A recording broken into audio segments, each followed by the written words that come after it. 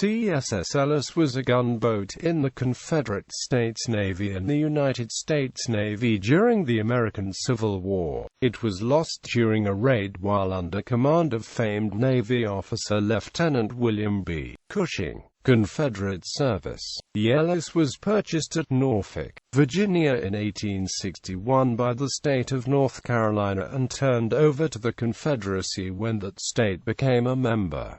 With Commander W.T. Muse, CSN, in command, she played an important part in the defense of Fort Hatteras and Fort Clark in Hatteras Inlet, North Carolina on August 28–29, 1861, of Roanoke Island on February 7–8, 1862, and of Elizabeth City, North Carolina on February 10, 1862, the day she was captured by the Union Army after a desperate struggle in which her commander, Lieutenant James W. Cook, CSN, was badly wounded. U.S. Navy service.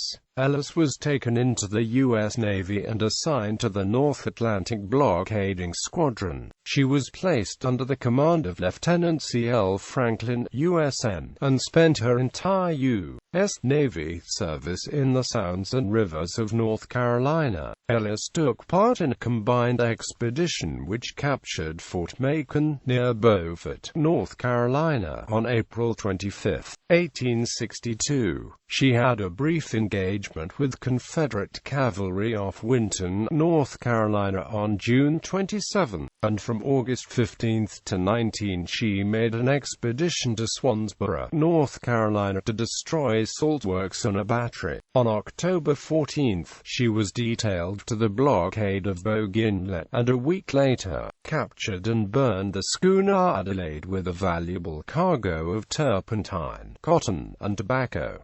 Final action. In November 1862, Ellis, under command of Lieutenant William B. Cushing, sailed up New River Inlet to capture Jacksonville, North Carolina. The steamer captured 2 schooners, some arms and mail. On her way downriver, Ellis ran aground on November 24 and could not be refloated. After dark, her commanding officer, with great coolness, moved all the crew except 6 and all her equipment and supplies except her pivot gun, some ammunition, 2 tons of coal, and a few small arms to one of the captured schooners, while the schooner slipped down the river to wait. Cushing and 5 of his men remained to fight it out. Early on the morning of November 25, the Confederates opened fire on Ellis, and in a short time, Cushing was forced to decide between surrender and a pull of 1.5 miles to a waiting schooner. Cushing chose not to surrender, and before leaving his ship, set fire to her in 5 places, leaving the gun trained on the enemy to let the ship herself carry on the fight when flames would fire the cannon. Cushing and his men reached the schooner and made from the sea, getting the vessel over the bar just in time to escape several companies of cavalry trying to cut off the schooner at the mouth of the inlet.